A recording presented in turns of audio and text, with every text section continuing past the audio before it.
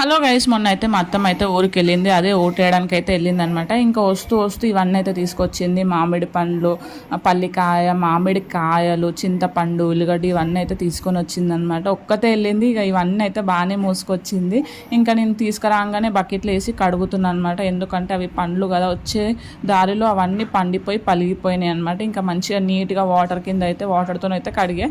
ఇంకా ఆ లోపు మా గగన్ అయితే కానిచ్చేస్తున్నాను అనమాట. చాలా అంటే రసాలు ఉన్నాయి అనమాట. పండ్లతో పాలు రసాలు కూడా తీసుకొచ్చింది. ఇంకా నేను మంచిగా నల్ల కింద పెట్టి కడిగేస్తున్నా.